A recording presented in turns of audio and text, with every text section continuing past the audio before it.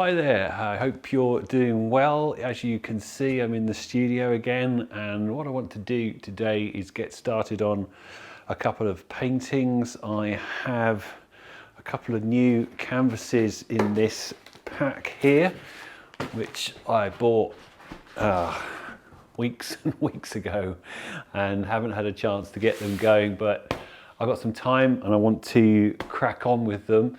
So what I'm going to do is I'm going to get these out of the packaging, get them up on the wall here. I've got my nice flat wall that I can hang them off nice and easy. And I've just put a couple of sketches up, as you can see over on that side. There's a couple over here. I've got some ideas in my head about what I want these paintings to be, or at least the direction I want to begin and kind of start pushing them forward. So I've got a few sketches up just to give me something to bounce off. I always like to have something visual to bounce off, as well as the ideas that are in my head. Everything that I do in my work begins from observation, from being out doing sketching. As you know, you've seen on this channel before, where I go out painting outside and I bring that stuff back to the studio and work with it in collage and in my sketchbook to just generate ideas, generate visual ideas. But it all starts from observation. I'm not a painter who likes to work completely cold or completely out of my head. It's not about that. It's all about having been somewhere and having experienced something in real life. So I need to have been somewhere and done some work and spent some time. That's the crucial thing, I think, with getting ideas for your work, is that you spend some time actually in a place so that you get a chance to soak in the atmosphere and build memories. If you work directly just from a photograph, it's a snapshot, it's a moment. Did you ever spend any time looking at the thing that you're painting? And I think that's a really crucial thing for me. So I always have to go out first, and there's plenty of videos on this channel if you want to have a look through of me working directly outside, and there's also plenty of videos of me working from those big sketchy paintings into my sketchbooks to generate kind of visual ideas like these. So the sketches I have here, they're nothing particularly special, but they give me a chance to start making some marks on the canvas. They'll give me something to react to, because the initial phase of my painting is always just really about mark making, getting some paint on the surface, starting to give myself something to react to, so I can mix that with the more specific visual ideas that I've got, but actually react to what's happening on the surface of the painting at the same time. So really I just need to get them started, and I don't expect them to go anywhere in this first session at all, but you've always got to start somewhere. You've got to do something to get them moving, kick them off and see what happens. So let's get this unpacked, get these couple of canvases up on the wall, and I can crack on.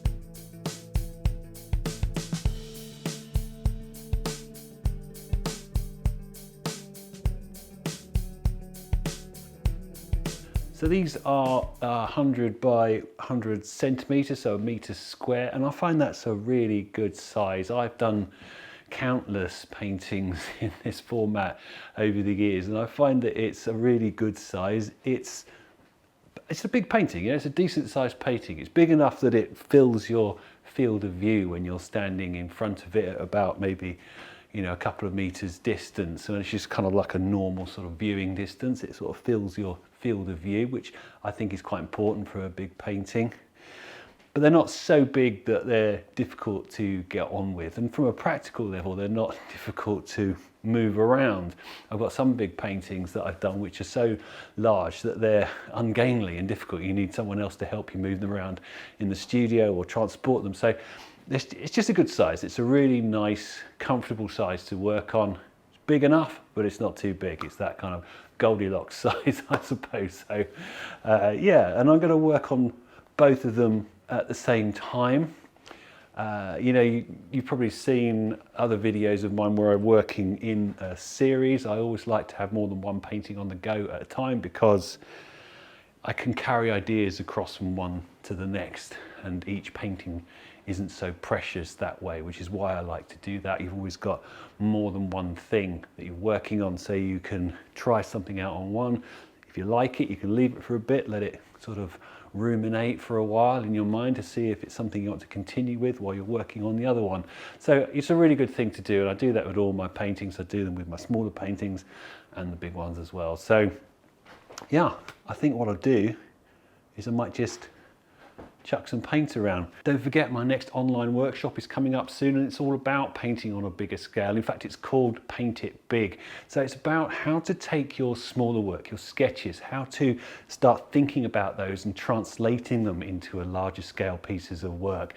And it's not about taking a small image and just making it bigger. It's not a scaling up exercise. It's very much a kind of way to think creatively about working on a bigger scale, how to translate those smaller pieces into a larger scale paintings. So if you're interested in that, please do check out the link that's here on the screen. Okay, let's get on. So a couple of days and a haircut later, I'm ready to do some painting on this surface here. I think when I got both my canvases up on the wall, I'm going to kind of work them sort of at the same time, I think, to get them moving. But what I want to do first is really just start breaking up the surface. You know, when you've got these big blank spaces, you've got to do something with them, and I think it's really hard to imagine what's happening on a surface, what's going to happen on the surface when you're just staring at these blank spaces. You've got to start filling them with something, you've got to start getting something on there in order to start breaking it up and giving myself something to react to. You know, I've got these ideas in my head about the direction I want the paintings to go in, but I still need something on the surface, and I've got to break it up and have something that I can respond to as I start the painting, as I continue moving into developing the ideas in the painting. So that's what I'm going to do now. Get some paint on here. I'm not even think about composition or anything like that, or even trying to make any kind of image. Just make some marks. Just start the mark making process going. I might throw some acrylic paint around. I've got these different sorts of brushes. I've got some paper here that I'm going to use for collage. I've already started tearing some strips of this paper up, and it's a slightly off-white kind of paper, which I think could be quite good if I start breaking up the surface with a bit of this. But I think I'll get some paint down first and then see where I go with the collage. Just having a different type of material to fill up large areas of the space and to start that process of breaking up the surface and giving myself something to respond to. All right, let's see what happens.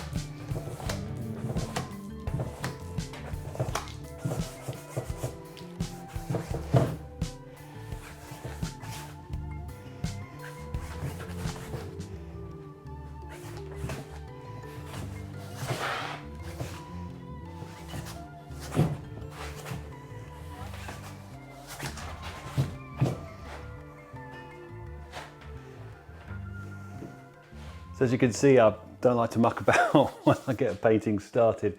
Just want to get some marks on, get that collage on, start to get the whole thing kind of moving along. The collage is great for this, particularly being slightly off-white, so it contrasts a bit with the canvas, the white, you know, the white primer of the canvas. So it makes a really big statement, and I think that's really important for the start of a painting for me, is to try and make these big statements on the surface straight away, because, you know, it doesn't look like anything now. I'm not expecting it to look like anything now. The point of this is to get them moving, get them started, get something down on the surface that I can begin to react to.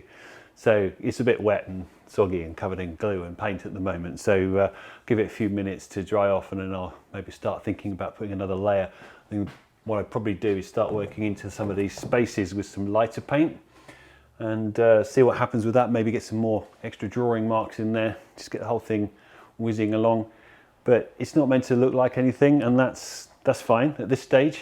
Absolutely fine. You know, literally been doing this for 10-15 minutes, and both these paintings are now well on the way. I've got something to see rather than just this empty space.